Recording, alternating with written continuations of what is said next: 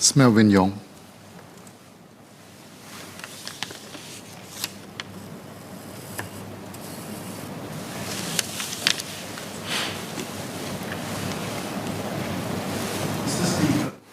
Mr. Speaker, I stand in support of the recommendations made in the White Paper on Women's Development. Many members of the House are speaking today on this very important topic, and I will focus my speech on jobs, specifically the need to provide women with equal opportunities at the workplace so that we can support their aspirations to have both a fulfilling family life and a rewarding career. Let me start by laying out the challenges faced by women at the workplace. Women face headwinds at every stage of their professional careers. Early on, while studying and choosing which career path to take, some hesitate to jump into male-dominated sectors, such as those in the science, technology, engineering, and mathematics industries. Women also face challenges when they find out that they are expecting a child. Some tell me that they worry about being penalized in their appraisals when they go on maternity leave. Others shared with me that they had to suspend their job search because employers do not seem to want to hire someone who will need to take months off soon after being employed. For mothers who chose to leave the corporate world temporarily to care for their children and are looking to return to work, it can be daunting to return to a workplace that has changed significantly in the time that they are away. Many women also struggle to find opportunities to earn additional income while being a full-time homemaker or primary caregiver to their children and their elderly parents.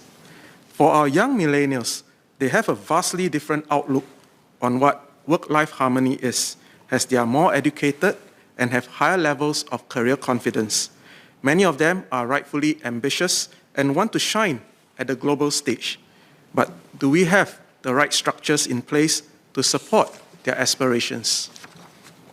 To address these challenges, I'll focus my suggestions on 3 areas: jobs at home, jobs closer to home, and jobs away from home.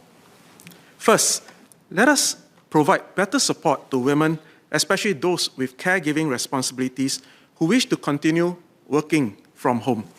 The COVID-19 pandemic has shown us that it is possible for some categories of workers to telecommute full-time.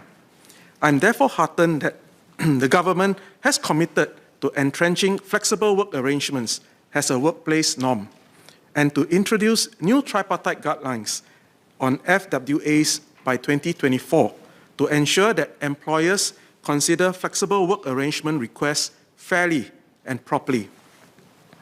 But we can and should accelerate the implementation timeline. While I understand that it takes time to engage the industry and ensure that there is consensus on the tripartite guidelines, we should strike when the iron is hot. In Chinese, we call this 打铁趁热, and roll out the guidelines when many employers are still fresh from having majority of their workforce telecommuting. We should also support the aspirations of enterprising women who start home-based businesses to supplement their household income while being a full-time caregiver or homemaker. During my house visits, I've met many enterprising mompreneurs in Radin Mas who have started their festive cookies businesses, bakers who specialize in customized cake designs, and one woman who even started her own trading company right from the comfort of her own living room. I hope that the government, trade associations, and self-help groups can provide better support to help aspiring home-based entrepreneurs kickstart and grow their businesses. One good example of a self-help group is Project Kuko, a community effort that helps housewives in Jalan Kuko start their own home-based business. Project Kuko mentors mompreneurs, subsidizes the cost of cooking classes, and provides an online platform to help the women market their products. We plan to start a similar program in Radin Mas later this year. To help more aspiring mompreneurs, I hope the government can introduce a home-based business grant to help defray the startup cost of equipment and tied up with schools such as SHATEC to provide subsidized training courses for baking, cooking, and safe food preparation, for example. Second, I believe we can do more to help women find jobs that are closer to home so that they can better balance their work and roles as a caregiver. In Radin Mas, we partnered with the Singapore Manufacturing Federation to launch the Jobs Closer to Home program in 2021 to help women with caregiving responsibilities find jobs that are within 5 kilometers of the constituency or a few bus stops away from home.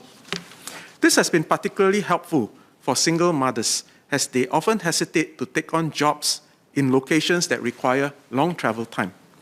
I hope that the government, through our community development councils and working with the NTUC, can scale the Jobs Closer to Home program nationally and help employers tap into a ready pool of women who wish to work for companies that are based near their homes. Third, let us better support the aspirations of our millennial women.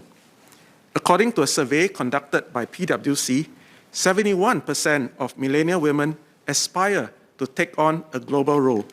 However, Mercer's 2020 worldwide survey on international assignment policies and practices found that only 20% of the global expatriate workforce is made up of women. This disconnect between aspiration and reality is concerning. In many companies, going on international assignments and having extensive global experience is a precondition to reach senior management levels. A persistently low participation rate of women in international assignments will ultimately affect gender equality at the leadership level. Good mentorship is therefore vital to provide women with the assurance to venture overseas for their postings. One good example can be found in the Financial Women's Association. FWA has a deep pool of successful women in the financial industry who contribute their time by mentoring younger women in the sector.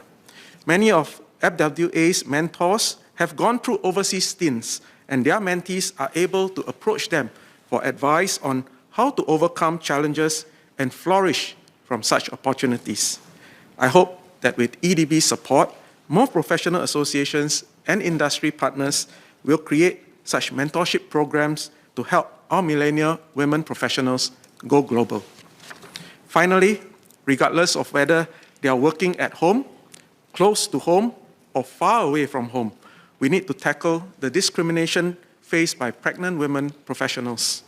The Ministry of Manpower is in the process of enshrining the tripartite guidelines on fair employment practices into legislation, and I hope that the Act will state unequivocally that employers cannot penalize female employees or reject a perfectly qualified job seeker simply based on pregnancy.